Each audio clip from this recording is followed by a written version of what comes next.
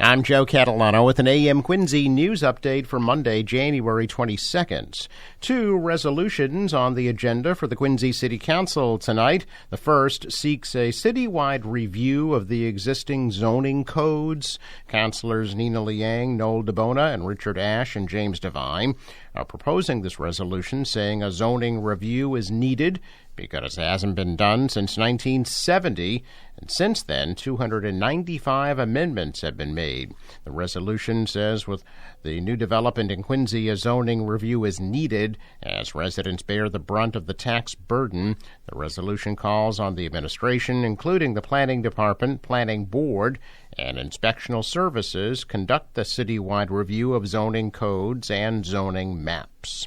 Also on the agenda tonight, a resolution seeking a review of potential adoption of the state's specialized stretch code that provides for more energy-efficient building codes.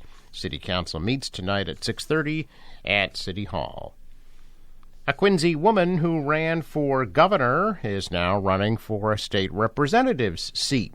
Kimberly Duffy has filed a statement of organization for her committee with the Secretary of State's office. Duffy is running as a Republican for the 2nd Norfolk District seat, currently held by State Representative Jackie Chan of Quincy.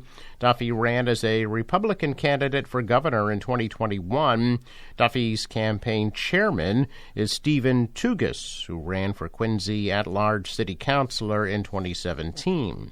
Today is the deadline for candidates to file campaign finance reports with the state. 3 hikers, including 2 from Quincy, were rescued Friday night after they got lost near the summit of Mount Monadnock in frigid conditions.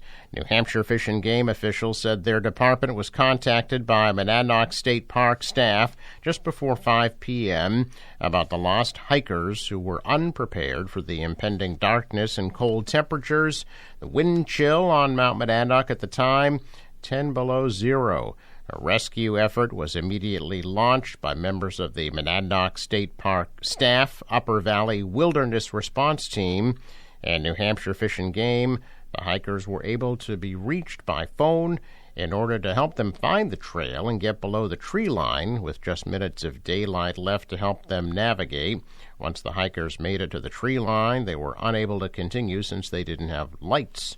Rescuers eventually made contact with the hikers and were able to provide gear to help them with their descent.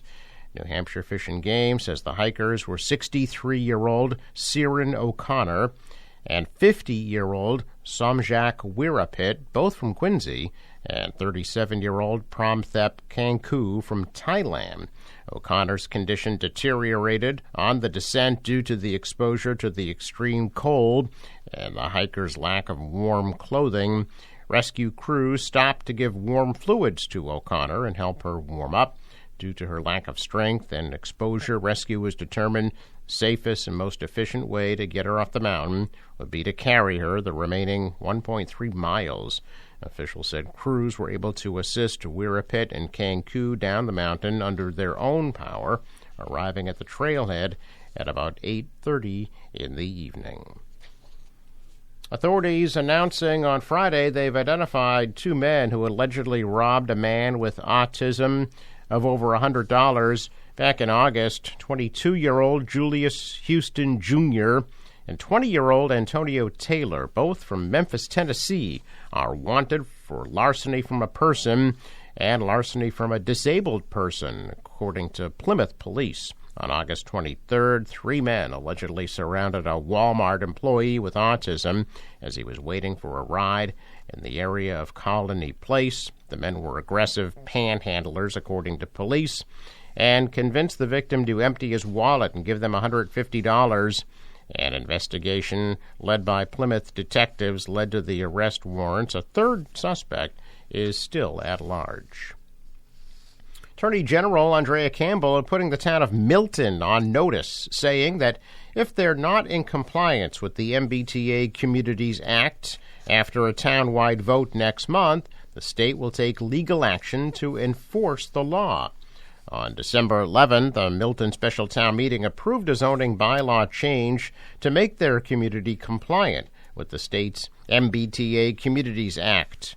a 2021 law that requires communities near transit lines to change zoning to allow for more multifamily units. The historic vote marked the most significant change to the town's zoning bylaws in more than 100 years. However, a petition will put the zoning change to the voters at large on February 13th. The Milton Neighbors for Responsible Zoning, who gathered 3,000 signatures for the petition, want to challenge Milton's designation as a rapid transit community. The group is advocating to vote no on Article 1. If the referendum passes, Milton will be the last rapid transit community to comply with the Tees Communities Act.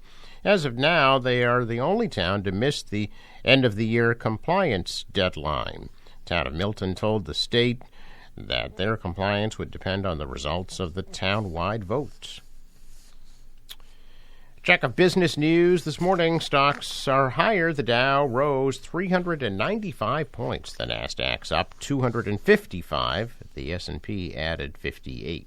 Shares were mixed in Asia. The dollar's up. The euro's down. Oil at $72 a barrel. Sports: Celtics beat Houston 116-107, and they are in Dallas tonight at 8:30. Bruins will be hosting Winnipeg tonight at 7. The National Weather Service forecast. For today, mostly sunny and a high of 35 degrees. Cloudy tonight and maybe some mixed precipitation, lows in the upper 20s. Tomorrow, some rain and snow, a high of 39. Wednesday, snow will change over to rain, high of 37. Rain on Thursday at the high of 44. For the boater, waves about a foot, southwest winds 10 to 15, gusting to 20 knots, high tide 8:34 a.m. Sunrise 7:06, set at 4:44. Traffic note: Fore River Bridge scheduled to open Monday at 8:30 a.m. and Tuesday at 9 a.m. I'm Joe Catalano with an AM Quincy news update for Monday, January 22nd.